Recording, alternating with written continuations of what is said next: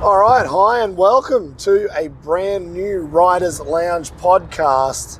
I am your host for this very lazy Sunday afternoon drive home. Talking about freestyle motocross, a little bit of mountain bike, BMX and scooters for the first time. Who would have thought I'd be talking about that on an FMX podcast? I'm your host, Steve Sommerfeld. If you're listening on Spotify, Google or Apple Podcasts, I actually have recorded this one as a video, which I said I would never do, yet here we are. So this will be on YouTube as well. Anyway, I'm just driving home. We just had the first 2 rounds of competition of Night of the Jumps in Berlin on Friday and Saturday night, and it was huge. I've had very little sleep. Not because I was at the after party, because I didn't get there. I know a fair few of the other guys got there and they had a lot of fun. But I just had way too much work this weekend. And if you probably can't tell, I've completely blown my voice out as well. So I'm kind of struggling on through right now. Speaking of after parties, we're sponsored here on the Riders Lounge podcast by Raw Towels 10 and Zepfler, alcohol free. Because we're in motorsports and freestyle motocross. Hey, actually, it probably doesn't matter because we're talking about BMX, mountain bikes and scooters.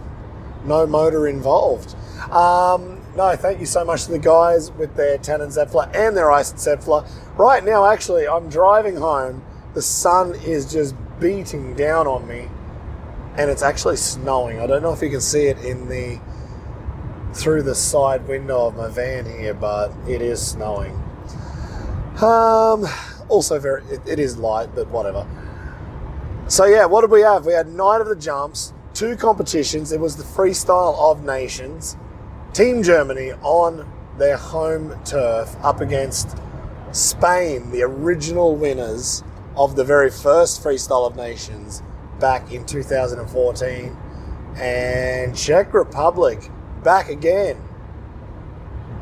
And the riders, Spain actually was quite cool. We had the return of Danny Torres from retirement, out for probably 2 or 3 years, I think, from freestyle motocross competition.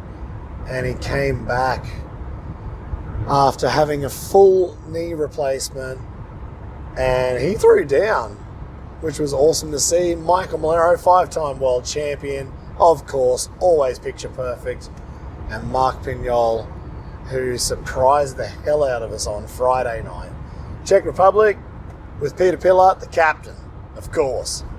And Filip Podmol and Matej Cesak. And Team Germany was Luke Ackermann, Kai Haase, and the wild card, David Ronaldo, filling out the team. Unfortunately, Hannes not there again, so David might as well just become German. He might as well buy a house at the rate we're throwing him in that German team, but we might end up having a new team very soon. Had quite a laugh because Mini, the mechanic Mini X, wanted to have his own team at the next event. David's all in to try and get David, Ronaldo. I don't know, is he going to dust off Libor Podmol? I think he was like the original to bring, to have Mini on as a mechanic. That'd be interesting. Maybe we can see some Dakar bikes doing backflips. Which actually, that would be sick. I'd be happy to see that. So why was I so damn busy? It was gnarly.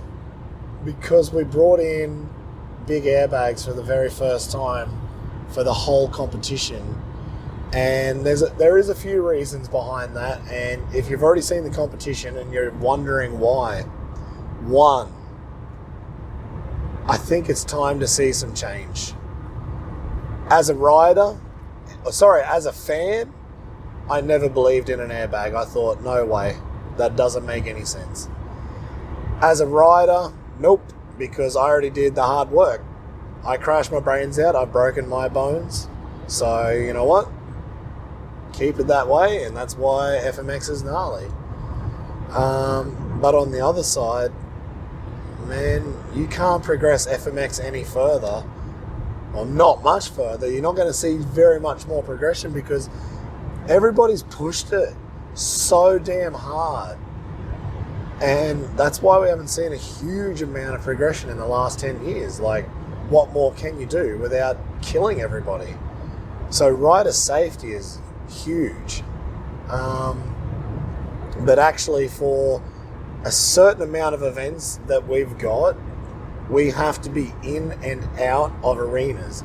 There are expectations in logistics that we just cannot do with dirt. Like, it usually used to take like 2 or 3 days just to set up dirt. That's 2 or 3 days that you've got to pay arena rentals in the center of capital cities. And you just can't afford it. Otherwise, the ticket price would be $200, $300 per person. Like, it just makes no sense. So logistically, it makes sense. Safety-wise for the rider is absolutely crucial for me. And the best part is, actually, we will see, and we have already seen this weekend, that it worked, that riders are happy to push new tricks, even if they're not absolutely brand new for the sport. Each rider is pushing themselves, and that alone will see progression come. So maybe it's not the biggest trick right now, but if every rider pushes, a rising tide lifts all ships. So that was one big thing. And doing that for the first time, there was quite a lot of pressure, and, you know, having that a lot on my head personally, but talking with our whole team, like, we all agreed that let's do it, let's give this a shot. At least for some events we will have it, not for everything. That's actually the cool part. We will have to have like steel and wood. We'll have to have those landings at some events. We will have to have dirt at some events. We will be able to have all different types of maybe you have one dirt, one scaffolding, one airbag. Maybe it's all dirt and a couple of, maybe those toppers that go over, like when we did Red Bull Dirt Diggers, Luke wanted to go for the first ever double backflip, dirt to dirt. Fuck, the dude could kill himself, so we just threw down a topper, and he had like 2 or 3 pracky jumps to land a couple of doubles, and then took it away the next day. Crashed the first one, but at least he knew he could get the rotation. Maybe you see it like that. There's so many opportunities, but still there is that pressure to make sure this works, even though we already know it works. Nitro Circus has been doing this for so long. Travis Pastrana, he took the leap of faith and completely changed things, and it's worked, and people continue to come to the events. We all continue to watch it, so it's not like it hasn't been done before. So it is quite cool that we got to do it, and I want to give a huge shout out to the guys at Nitro. Like, they broke the mold. Everybody shit all over it and said, no, this is shit. I shit all over it. I completely shit all over it at the start, and here I am 5 years later, and it just takes people to break the mold, and people's expectations change. There will be people that hate it, and I completely agree with you why you would. There'll be people that hate that we didn't have it earlier. I'd still be riding if I was on one. Anyway, man, I'm getting way off track. This is 9 minutes. There's only like 10 minutes left that I've got to talk about Night of the Jump. Sorry. All right, so what happened? Friday night, the best part about everything that I just said, the first rider out, I think, was Matej Cesak. Threw down a solid run, young kid from the Czech Republic. Keep your eyes peeled for him in the future. But he put together a solid run. And then the second rider up, Mark Pignol, in training, he's like, I need just a little bit of extra run-up on the 9 meter radius, like the Aussie comp style, because I've got a trick that I want to try again, and it's been a long, long time.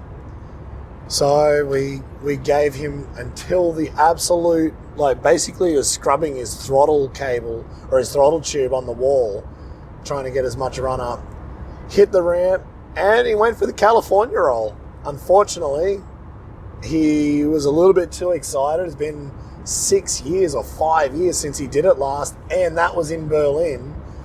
And he said he just like reefed back trying to get back on the bike. And as soon as he did that, they think, like obviously Ronaldo's done a lot, and they were looking at the video. They think that's why the front end dropped and he just couldn't get back on the bike. So as soon as he realised, he just threw the bike away. Huge crash. He got caught by the bike on the landing, but he crashed on that airbag and walked away. All right. +1 for the big airbag, because Pignol probably wouldn't have done that trick. Oh, speed camera, awesome. He probably wouldn't have done that trick if it was on dirt with not very much training, because I know he's been doing a lot of shows and he hasn't had much time at home in the foam pit. But he said, yeah, because it was on an airbag, he's like, I think I can give it a shot. I feel comfortable enough. I should be able to get there. So that's sick. The crowd got to see something different. There was a huge crash, so there's a little bit of the blood loss that maybe the crowd comes to watch FMX for anyway. It is an extreme sport. And he walked away and he got back up and he rode best whip and synchro and stuff like that anyway. So that's awesome. But yeah, it was Friday night. It was all about Team Czech Republic. So Matej had a good run, kept it clean, kept it tight.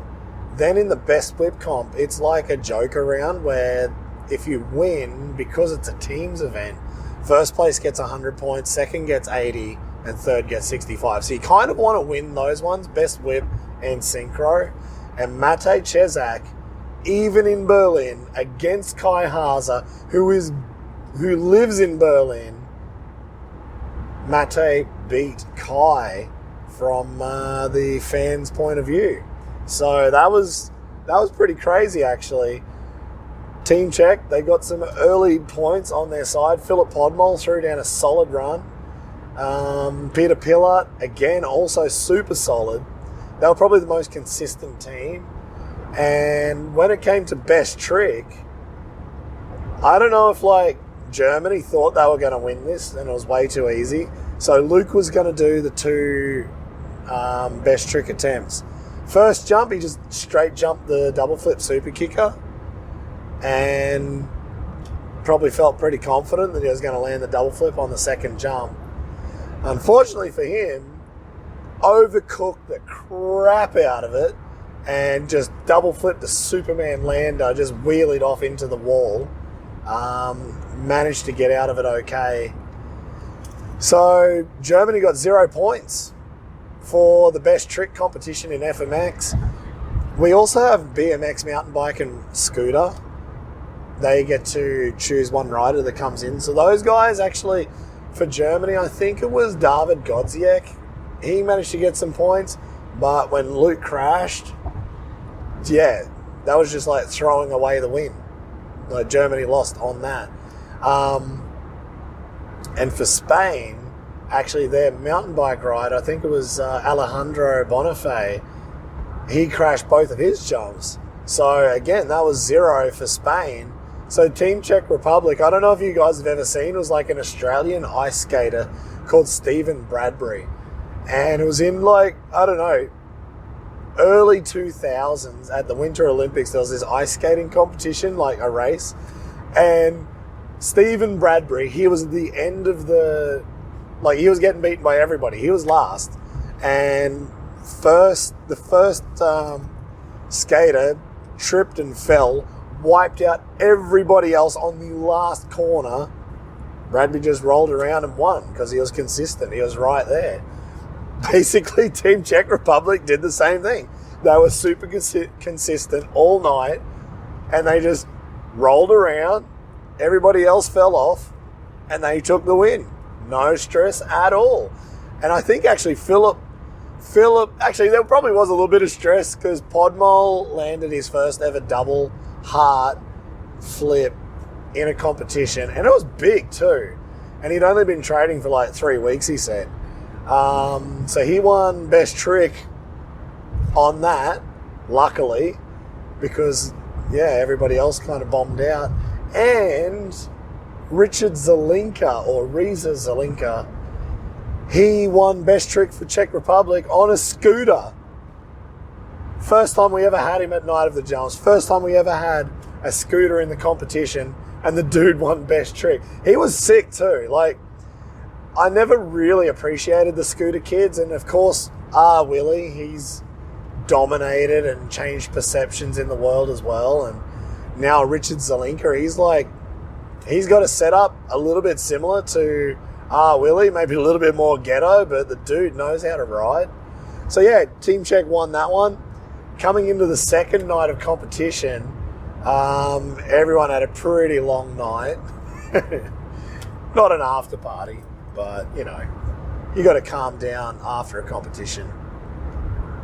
Coming into the second comp, Spain obviously wanting to win, but Germany, they were definitely going for it, and Ronaldo was not stuffing around. Like, he was going to throw down big time. So the first 3 riders all looking good again, with Pignol, Matej, and who was the other one? Kai Haza. Yeah, good run from Kai. Actually, Kai was coming back from his huge crash 6 months ago at Royal Hills. Step up, 40 metres. I don't know how big that is in feet anymore, maybe 160 foot.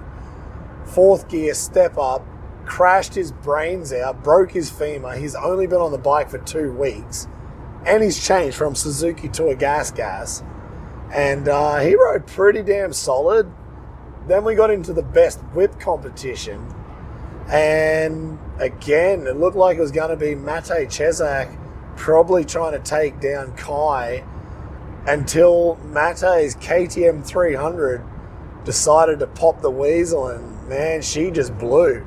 So throughout in the best whip comp, he was just revving the tits off of that thing, and it was just too much for the 300. Just couldn't handle it and blew the top out. So the piston was still in there, but blew the head. They found pieces of KTM splattered all over the place, and then they spent most of their time with brake cleaner and paper towels trying to clean up all the coolant, fuel, I don't know, whatever else was pouring out of that thing.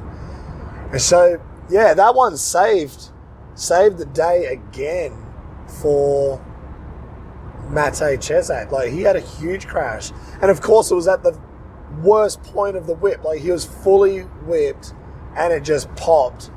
So he said it was just like a rock getting thrown through the air. He couldn't control it, so he threw it away, crashed his brains out, but he managed to bounce off of it, off the old BigAirBag again.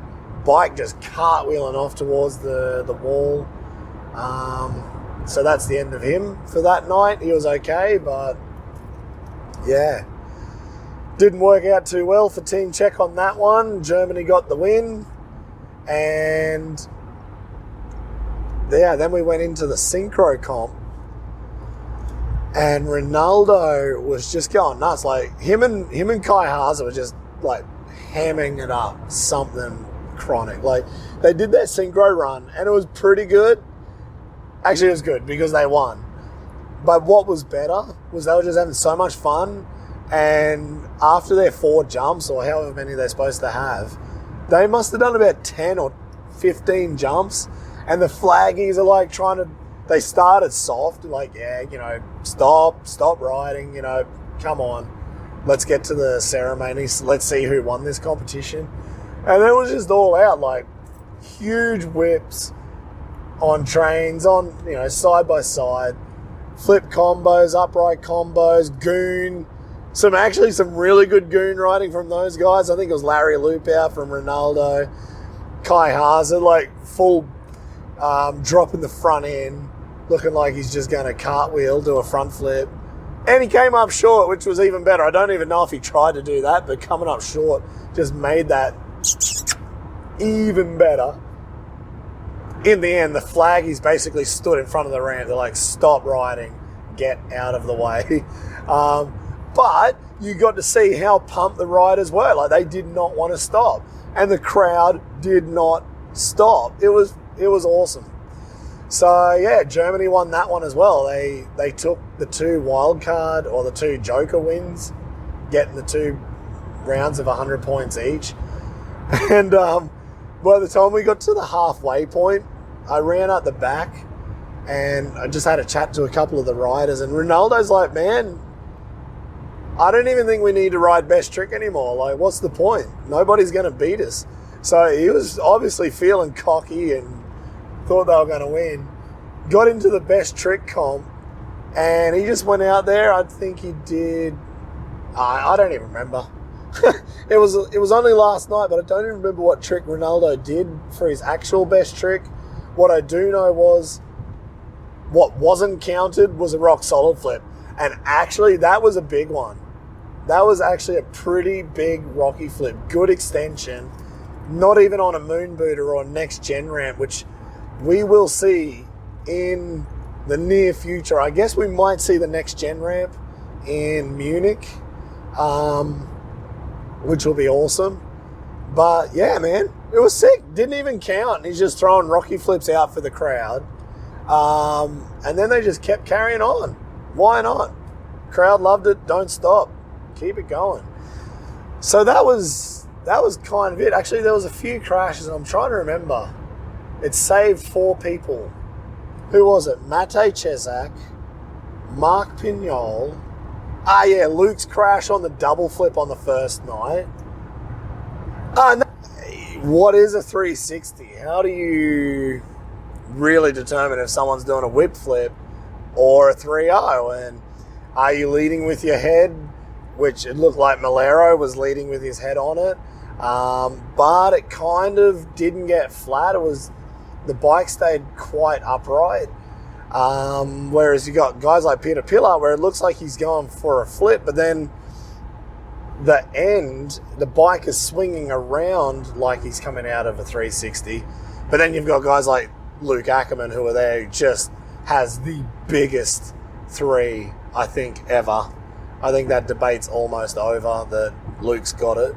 But yeah, I mean, stuff like that. That was cool that we could do those chats and bring up these kind of topics as they're happening right in front of me and as you're watching it live on your screens, wherever you were, on the toilet or in bed or at work. It was just a lot of fun.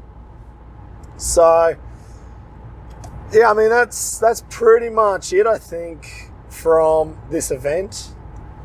There's a few more things coming. Like I said, hopefully we'll have the next gen ramp in Munich. So I don't know how many riders have even jumped that ramp. That's going to be interesting. And that'll probably change how things work. Or not how things work, but that'll change a little bit the leaderboard as well, for which riders are able to jump that ramp. Can they utilize it properly? I think the next gen ramp, even though Levi built it to double flip it at 75 foot and front flip it, because we've seen Tom Pages do it, I think even just regular tricks. We saw Jared McNeil at Dirt Diggers send huge whips off of the next gen ramp. Pat Bowden hanging ruler flips off of it like he could just hold it forever. So I think having the next gen will be something really interesting, and how the landing can change for that almost immediately. That's the best part. What else are we going to do in Munich? Oh, actually, probably this is one thing. I'm not going to talk about it just yet because we're still finalizing exactly how this is going to work. But it's 99% the way there. And I had a good chat with all of the riders as well on the weekend, because the points will all be going towards an end of the season championship. So makes sense for the guys to get to Munich, and other riders as well, to build up their points throughout the season. And it won't just be Night of the Jumps. There'll be other competitions as well that points will be all going towards an overall season championship. Not going to say an awful lot right now, but that is probably the most exciting part out of all of this for me personally, because I like seeing competitions over the year. Shows are cool and everything like that, but I don't know. It always just gave me the motivation when I was riding to, just see who's going to get to the end of the year. It doesn't matter. I'm not actually a competitive person. Like, that's kind of the funny part. I like seeing it.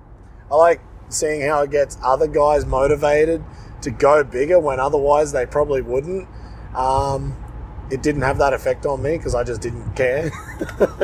But yeah, it's gonna be cool. So the next Night of the Jumps is in Munich on March the 25th. It's a one-day event. We'll see you there. We'll be doing it all again on YouTube and Facebook. I would probably say jump on YouTube if you can, if you want to join the live chat. That's probably more for the more core freestyle guys and fans who just want to jump on. And like, we even had a couple of interviews on there, and your questions were coming through at the right time that whatever riders were with me could answer questions right there and then, which was pretty sick. So yeah, that's it. Thank you very much for tuning into the latest Riders Lounge podcast. Share it with your friends, because I think after this weekend, it feels like there's kind of a cooler way to move forward and actually embrace a little bit more of this kind of thing, getting a lot more interaction with you guys as well, to get the fans into FMX way more. So tell your friends. Let's get some more free riders on, motocross riders in, more guys from BMX, mountain bike, scooters. Like, it worked out. It was sick. I'm only a couple of hours now, I think, from home, and I'm going to sleep for a week. See you in Munich.